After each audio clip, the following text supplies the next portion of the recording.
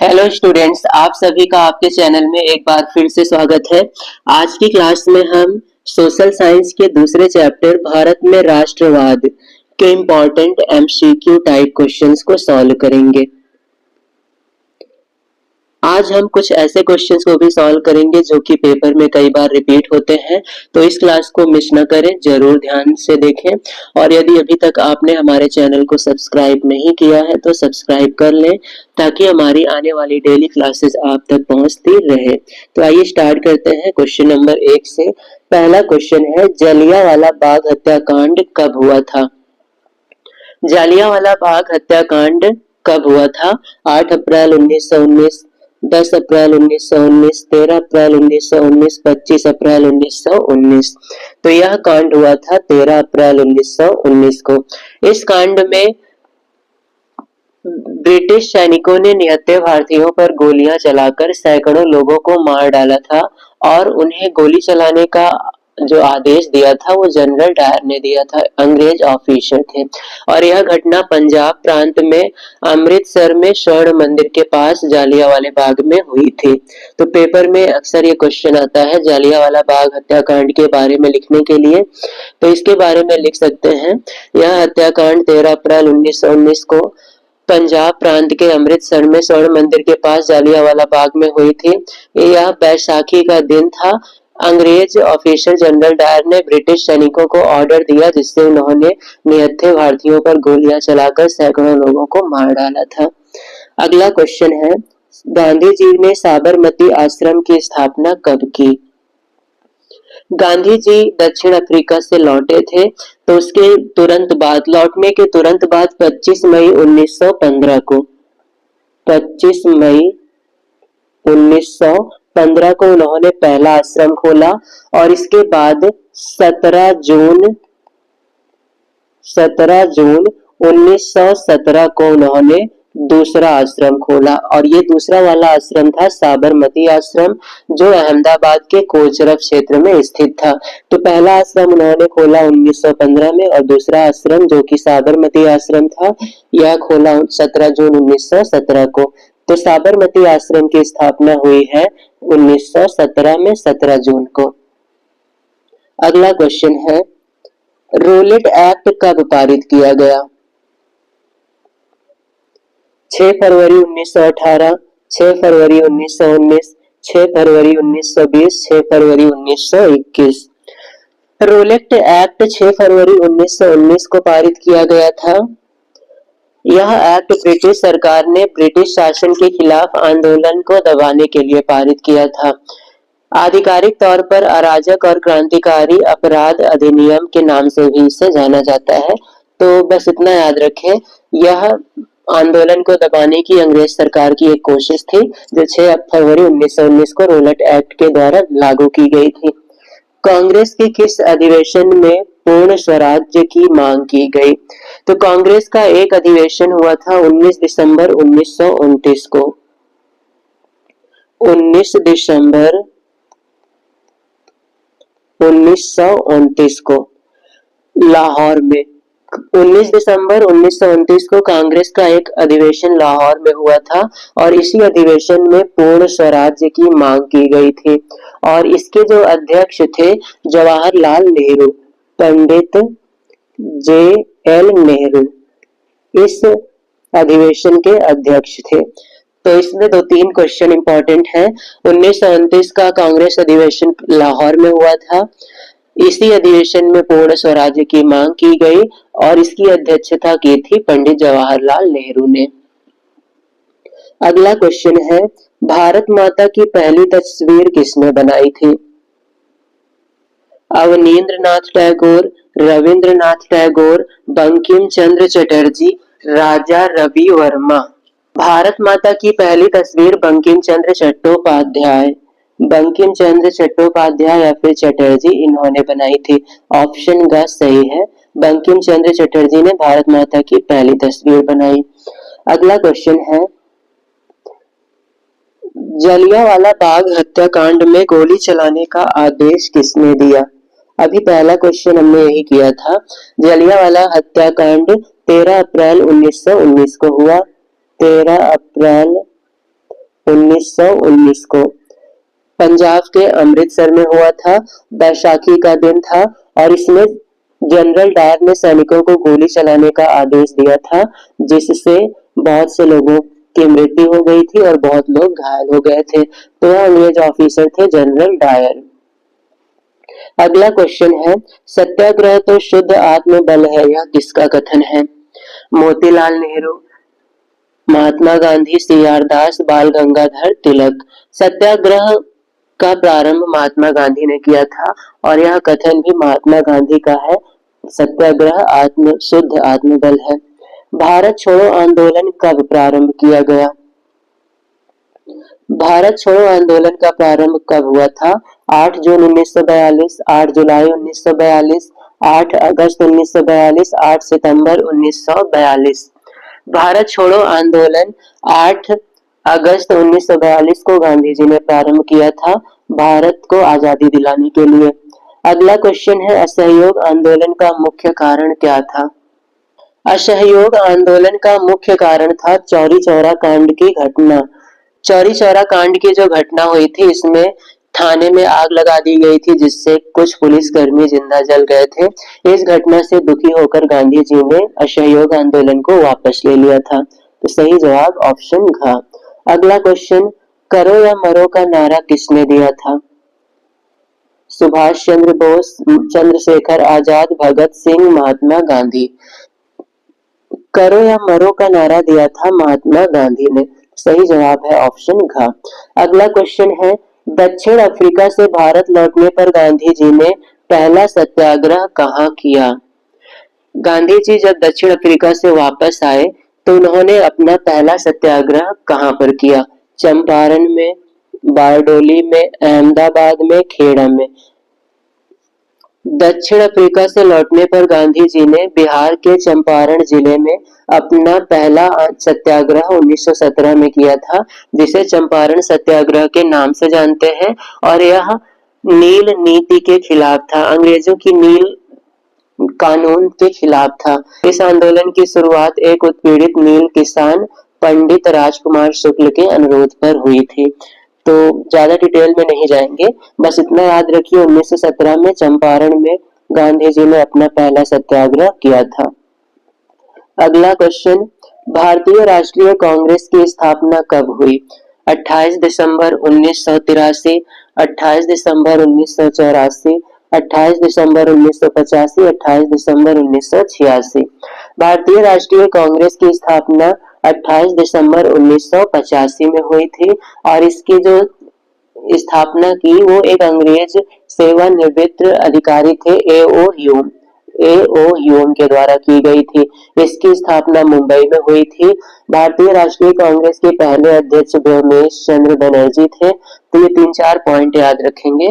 अगला क्वेश्चन है, महात्मा गांधी ने असहयोग आंदोलन कब प्रारंभ किया? 1 अगस्त 1919, 1 अगस्त 1920, 1 अगस्त 1922, 1 अगस्त 1924। गांधी जी ने भारत में ब्रिटिश सरकार के खिलाफ एक अहिंसक आंदोलन चलाया था, जिसे असहयोग आंदोलन कहते हैं और यह आंदोलन 1 अगस्त 1920 को चलाया गया था। और चौरा चौरी कांड जब हुआ था तो 1922 में इस आंदोलन को वापस ले लिया गया। शुरुआत हुआ 1 अगस्त 1920 को और चौरी चौरा कांड के साथ ही इस आंदोलन को बंद कर दिया गया। गांधी जी दक्षिण अफ्रीका से वापस कब आए थे? 9 जनवरी 1914, 9 जनवरी 1915, 9 जनवरी 1918, 9 जनवरी 1900। इसे बना देते हैं 16। तो गांधी जी दक्षिण अफ्रीका से वापस आए थे 9 जनवरी 1915 को। ऑप्शन ख सही है। वंदे मातरम गीत के लेखक कौन थे? बंकिम चंद्र चटर्जी, रविंद्रनाथ टैगोर, शरत चंद्र चटर्जी, अवनींद्र नाथ टैगोर। वंदे मातरम गीत की रचना की है बंकिम चंद्र चटर्जी ने। अगला क्वेश्चन, पेरियार रामास्वामी नायकर कौन थे? पेरियार रामास्वामी नायकर कौन थे? वैज्ञानिक, शिक्षाविद, समाज सुधारक या फिर सभी? पेरियार, रामास्वामी नायकर ये सभी थे, समाज सुधारक भी थे, शिक्षाविद भी थे, वैज्ञानिक भी थे। अगला क्वेश्चन, सविनय अवज्ञा आंदोलन कब चलाया गया? 12 मार्च 1920, 12 मार्च 1930, 12 मार्च 1922 और 12 मार्च 1942। सविनय अवज्ञा आंदोलन की शुरुआत हुई थी महात्मा गांधी के द्वारा 12 मार्च 1930 को। स्वतंत्रता दिवस मनाने के बाद गांधी जी के नेतृत्व में सविनय अवज्ञा आंदोलन की शुरुआत हुई थी और यह आंदोलन अंग्रेजों द्वारा लाए गए नमक कानून के खिलाफ था। तो डेट है 12 मार्च 1930। लघु त्रि क्वेश्चन में हम इसके बारे में डिटेल में बात करेंगे, अभी इतना पर्याप्त है। अगला क्वेश्चन है, प्रथम गोलमेज सम्मेलन का आयोजन कब किया गया? प्रथम गोलमेज सम्मेलन का आयोजन कब किया गया? 1930-31 में, 1929-30 में, 1931-32 में, 1930-32 में। पहला गोलमेज सम्मेलन 12 नवंबर 1930 को प्रारंभ हुआ था, 12 नवंबर 1930 को, और ये 19 जनवरी 1931 तक चला था। 19 जनवरी 1931 तक, 1930 में प्रारंभ हुआ और 1931 तक चला। तो सही जवाब है ऑप्शन का, 1930 से 31 तक यह आंदोलन चला था। अगला क्वेश्चन, द्वितीय गोलमेज सम्मेलन का आयोजन कब किया गया? 1932 में, 1929 में, 1930 में, 1929 में। दूसरे गोलमेज सम्मेलन का आयोजन किया गया था 7 सितंबर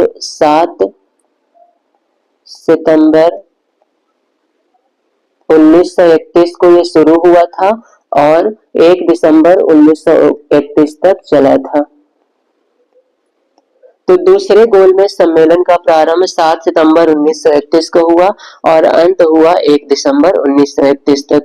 तो हमारा सही जवाब होगा यह आंदोलन द्वितीय गोलमेज सम्मेलन 1931 में हुआ था।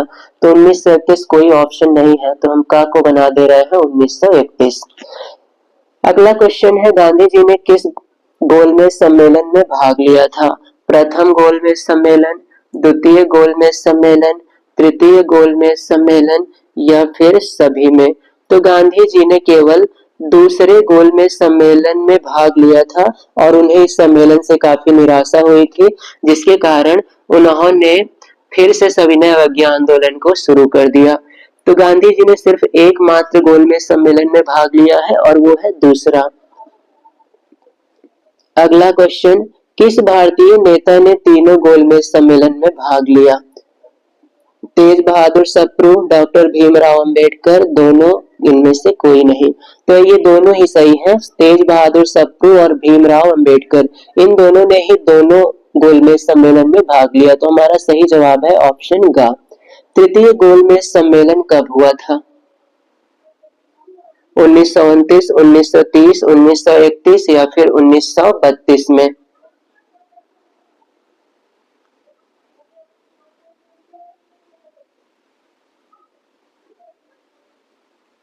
तृतीय गोलमेज सम्मेलन हुआ था नवंबर 1932, 17 नवंबर 1932 को प्रारंभ हुआ था और 24 दिसंबर 1932 में समाप्त हुआ था।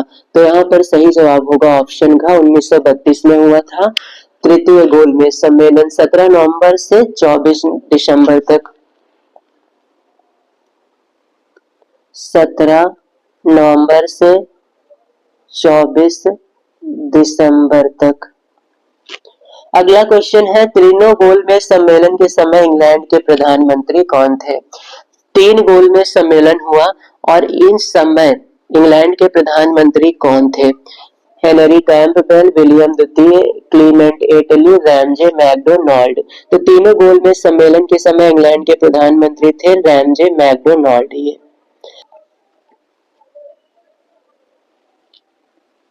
अगला क्वेश्चन है, पाकिस्तान की मांग मुस्लिम लीग के द्वारा किस अधिवेशन में की गई थी? दिल्ली, कोलकाता, लाहौर, सूरत।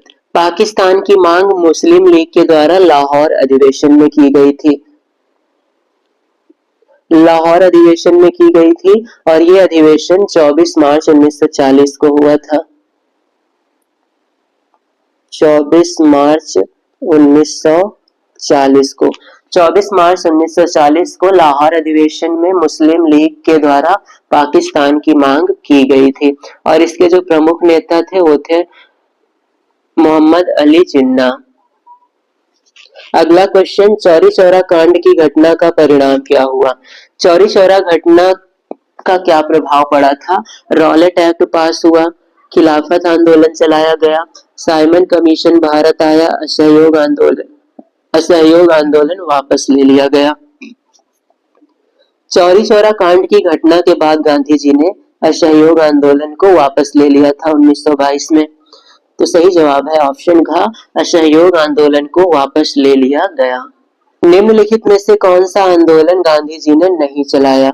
असहयोग आंदोलन, खिलाफत आंदोलन, सविनय अवज्ञा आंदोलन, भारत छोड़ो आंदोलन। तो इनमें से असहयोग आंदोलन, सविनय अवज्ञा आंदोलन, भारत छोड़ो आंदोलन ये गांधी जी का आंदोलन था, परंतु खिलाफत आंदोलन ये गांधी जी के द्वारा नहीं चलाया गया था। यह चलाया गया था मोहम्मद अली और शौकत अली नामक दो भाइयों के द्वारा। आनंद मठ उपन्यास के लेखक कौन हैं? बंकिम चंद्र चटर्जी, सुभाष चंद्र बोस, शरत चंद्र चटर्जी या फिर रविंद्रनाथ टैगोर। आनंद मठ उपन्यास की रचना की थी बंकिम चंद्र चटर्जी ने और इसी में से वंदे मातरम गीत को लिया गया है। चौरी चौरा में हिंसात्मक घटना कब हुई थी? चौरी चौरा की घटना कब हुई थी? 5 फरवरी 1922, 8 नवंबर 1924, 10 फरवरी 1927, 9 अप्रैल 1930।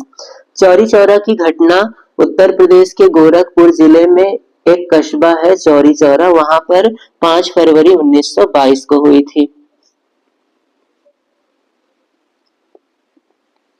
स्वराज मेरा जन्म सिद्ध अधिकार है और मैं इसे लेकर रहूंगा, यह किसका कथन है?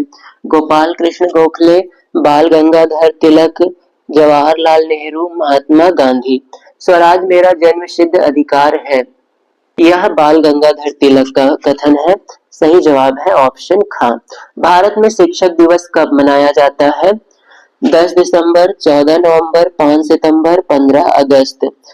शिक्षक दिवस हाल ही में हमने मनाया था 5 सितंबर को और ये मनाया जाता है डॉक्टर सर्वपल्ली राधाकृष्णन के जन्मदिन के उपलक्ष्य में। डॉक्टर सर्वपल्ली राधाकृष्णन, इनके जन्मदिन के उपलक्ष्य में शिक्षक दिवस को मनाया जाता है। अगला क्वेश्चन है, भारत में राष्ट्रपिता कहकर किसको संबोधित किया जाता है? महात्मा गांधी, जवाहरलाल नेहरू, सुभाष चंद्र बोस, गोपाल कृष्ण गोखले। तो भारत में राष्ट्रपिता हम कहते हैं महात्मा गांधी को। अगला क्वेश्चन है, सविनय अवज्ञा आंदोलन की शुरुआत किस महत्वपूर्ण घटना के साथ हुई थी? सविनय अवज्ञा आंदोलन की शुरुआत किस घटना के साथ हुई, अर्थात किस कार्य के साथ गांधी जी ने इस आंदोलन को शुरू किया? रोलेट एक्ट की घोषणा, नमक कानून तोड़कर, साइमन कमीशन का आगमन, जालियांवाला बाग हत्याकांड। तो गांधी जी ने दांडी यात्रा करके नमक कानून तोड़ा और उसी के साथ इस आंदोलन को प्रारंभ किया था। हिंद स्वराज पुस्तक के लेखक कौन है? सरदार पटेल, बाल गंगाधर तिलक, महात्मा गांधी, सुभाष चंद्र बोस। हिंद स्वराज पुस्तक की रचना की है महात्मा गांधी ने। अगला क्वेश्चन, निम्न में किसने बारदोली सत्याग्रह का नेतृत्व किया? बारदोली सत्याग्रह का नेतृत्व किसने किया था? सरदार वल्लभ भाई पटेल, चंद्रशेखर आजाद, महात्मा गांधी, ज्योतिबा फुले। बारदोली सत्याग्रह का नेतृत्व सरदार वल्लभ भाई पटेल ने किया था। यह आंदोलन 12 जून 1928 को हुआ था। 12 जून 1928 को हुआ था। यह किसान आंदोलन था और इस आंदोलन की सफलता का श्रेय सरदार पटेल को जाता है। ब्रिटिश सरकार ने कर की दर को खूब बढ़ा दिया था, इसलिए किसानों ने यह आंदोलन किया था। तो ये था भारत में राष्ट्रवाद के कुछ इंपॉर्टेंट क्वेश्चंस। अगली क्लास में हम अगले चैप्टर के कुछ इंपॉर्टेंट क्वेश्चंस को सॉल्व करेंगे। यदि अभी तक आपने हमारे चैनल को सब्सक्राइब नहीं किया है तो सब्सक्राइब कर लें ताकि हमारी आने वाली क्लासेस आप तक पहुंचती रहे।